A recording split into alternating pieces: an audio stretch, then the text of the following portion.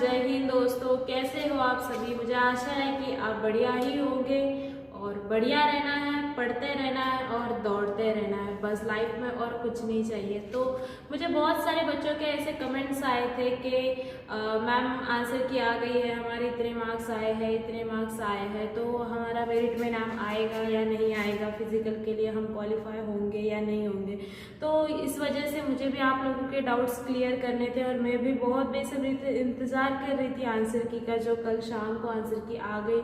और अनफॉर्चुनेटली उस टाइम मैं ड्यूटी पे थी इस वजह से, और मैं अभी आज सुबह ड्यूटी से उतरी हूँ और इस वजह से मेरे पास इतना टाइम नहीं था वीडियो बनाने के लिए, और इसलिए मैंने आज ऑफ लिया था सुबह के टाइम पे, क्योंकि मुझे पढ़ना था। क्योंकि ऐसे ही तो मैं आपको नहीं बता पाती कि कितने तक मेरिट जा सकता है, उसके लिए मुझे भी पिछला जो डाटा है उसको देखना था। और मैंने पूरे 2-3 साल का डाटा देखकर, और जब से एग्ज़ाम का पैटर्न चेंज किया है उसका पूरा स्टडी कर मैंने ये सारा अंदाज़ा लगाया है कि मेरिट कितने तक जा सकती है।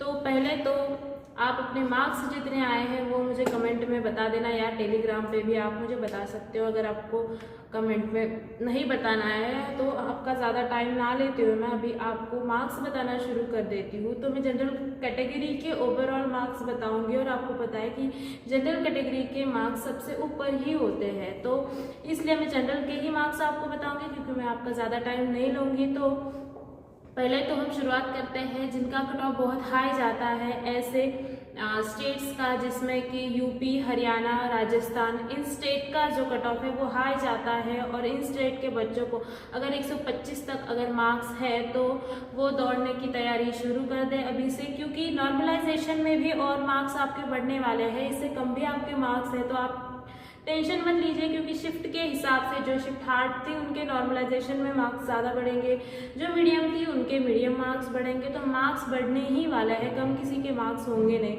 इसलिए तो जिनके 125 तक मार्क्स आ रहे हैं 160 में से, तो वो दौड़ने की तैयारी शुरू कर दें, अपने फिजिकल की तैयारी अब शुरू कर दें। तो मैं ये बता रही थी यूपी, हरियाणा और राजस्थान के बारे में। तो अगले स्टेट्स है हमारे बिहार, मध्य प्रदेश, झारखंड, छत्तीसगढ़ और दिल्ली। ये जो स्टेट्स है इनका भी कट ऑफ हाई जाता है, पर यूपी या अदर जो मैंने अभी स्टेट्स बताए उनसे थोड़ा सा कम इनका कट ऑफ जाता है। तो मध्य प्रदेश और जो बिहार है, इन दो स्टेट्स का जो कट ऑफ है ये 1 से 120 तक जा सकता है। सॉरी, मेरी प्रॉपर लैंग्वेज इंग्लिश या हिंदी नहीं है, इसलिए मेरा हिंदी में थोड़ा सा प्रॉब्लम आता है, तो वो एडजस्ट कर लेना, आदत हो जाएगी। तो जो मध्य प्रदेश और बिहार का कट ऑफ है वो 120 तक जा सकता है, जाने का अंदाज़ा मुझे है। आप +2 या +-2 कर सकते हो, इससे 2 मार्क्स बढ़ भी सकता है या 2 मार्क्स कम भी हो सकता है, इससे कम ज़्यादा नहीं होगा। ठीक है, तो मध्य प्रदेश और बिहार का जो कट ऑफ है वो 120 तक जा सकता है। फिर उसके बाद हम देखते हैं झारखंड, छत्तीसगढ़ और दिल्ली। इसका जो कट ऑफ है ये 116 या 117 तक जाएगा, इससे ऊपर इसका कट ऑफ नहीं जाएगा। जिन बच्चों के मैं जो बता रही हूँ इसके अंडर अगर मार्क्स उनके हैं, इसके दौरान उनके मार्क्स है, तो वो दौड़ने की तैयारी शुरू कर दीजिए। उसके बाद हम देखते हैं गुजरात, महाराष्ट्र, पंजाब और वेस्ट बंगाल। तो इनका अगर इन बच्चों को 100 मार्क्स है तो बस शुरू कर दीजिए दौड़ने की तैयारी। आगे है त्रिपुरा, असम, इनको अगर 90 मार्क्स भी हैं तो भी वो आराम से इस एग्ज़ाम में क्वालिफाई कर सकते हैं। उसके बाद जितनी भी साउथ कंट्री है, आंध्रा, कर्नाटका, फिर तमिलनाडु, ठीक है, केरला, तो इनका भी 70 या 80 तक कट ऑफ जा सकता है, जाने का अंदाज़ा। इनके मार्क्स अगर 70 या 80 तक है तो वो भी दौड़ने की तैयारी शुरू कर दीजिए। वैसे ही जो नॉर्थ ईस्ट कंट्रीज़ है, हम स्टेट्स हैं सॉरी हमारे, तो नॉर्थ ईस्ट वालों का भी 80 या 90 तक ही कट ऑफ जाएगा, जैसे कि अरुणाचल हुआ, सिक्किम हुआ, असम का तो मैंने बता ही दिया है आपको, तो उनका भी 80 या 90 तक कट ऑफ जा सकता है। जिन बच्चों के मार्क्स इसके अंडर है तो वो समझ लीजिए कि आप फिजिकल के लिए आराम से क्वालिफाई हो जाओगे और आगे भी हो जाओगे, क्योंकि इसके आगे आपके नॉर्मलाइजेशन में भी मार्क्स बढ़ने वाले हैं।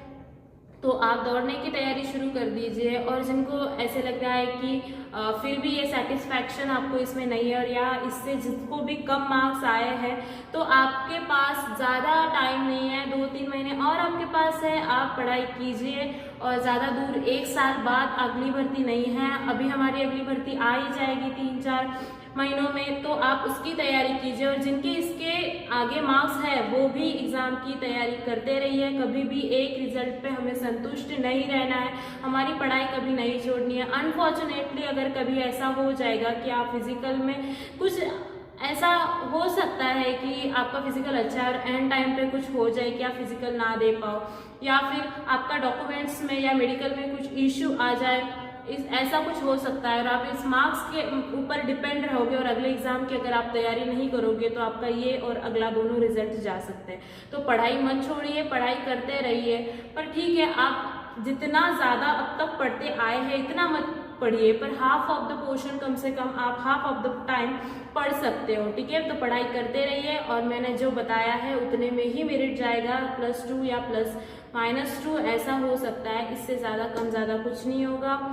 तो बताते रहिए, बताइए मुझे आप कमेंट्स में कि आपको कितने मार्क्स आए हैं, उसके अकॉर्डिंग हम और फिर से अगर इसमें कुछ चेंजेस आते हैं तो उसके ऊपर भी मैं आपके लिए वीडियो लाऊंगी, ठीक है। तो अगर ये आपको इन्फॉर्मेशन ऐसे लगती है कि आपके लिए ये इन्फॉर्मेशन सही है या फिर आपको सेटिस्फेक्शन दे रही है तो like, comment, share and subscribe. Thank you.